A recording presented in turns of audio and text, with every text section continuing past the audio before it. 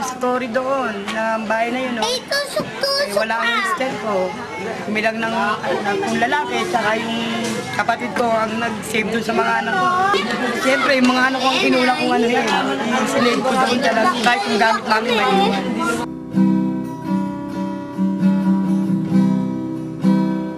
Noong panahon mismo ng bagyo, September 26, nagkaroon tayo ng rescue team dito sa kahabaan ng floodway.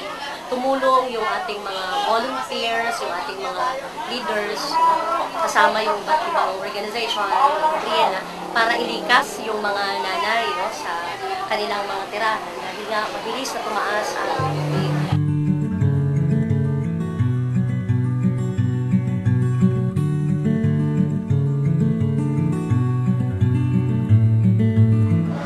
Isang ina, mabigat talaga dahil sabi nga nag-iisang anak ko na nag-aaral sana ng college dahil ngayon sa itong dumating na bagyo sa amin na Ondoy, hindi siya nakapag-enroll ng second sem dahil bukod sa nawalan kami ng trabaho, talagang binahak pa, kaya tubaling hintok siya sa pag-aaral.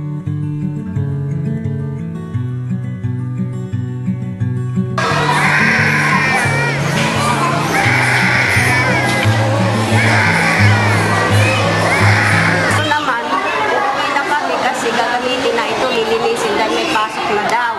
Inaalala ko nga, wala naman kami bahay na tutuluyan. Dahil ang tubig hanggang dito, sira bahay namin.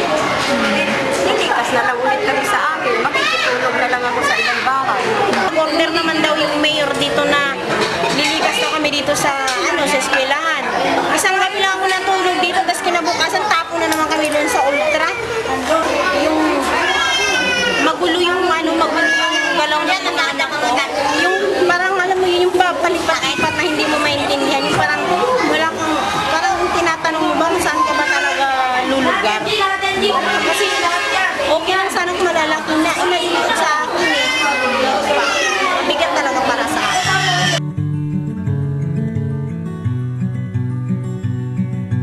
Nahirap po kasi nangungupahan kami ng bahay. Tapos yung asawa ko walang trabaho. Palayasin tayo sa may-ari ng bahay, saan tayo titir? Yun lang, sana matulungan man lang kami yung sapat na tulong para sa amin na nasa Yung pag-aarap buhay ko saan, malayo naman kung malayo ko matira. Nandito ang hanap buhay, kaya dito, kahit pa kami.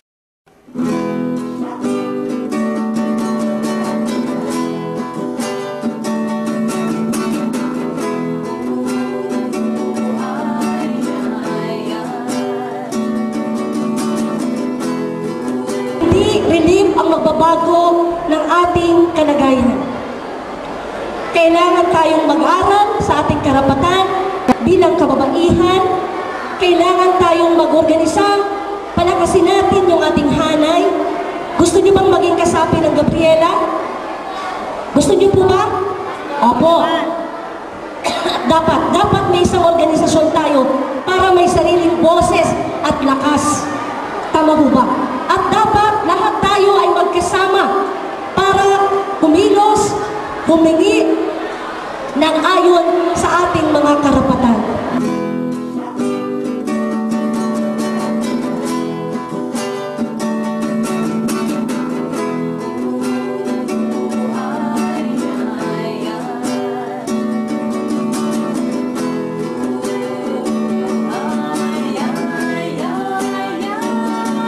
Ngayon, hindi tayo makaahon dun sa ating kinalalagyan. Mga kababayan at mga kasama, itong gobyernong ito yung dapat na singilin natin. Tayong mga maralita sa buong Pilipinas dapat magsama-sama.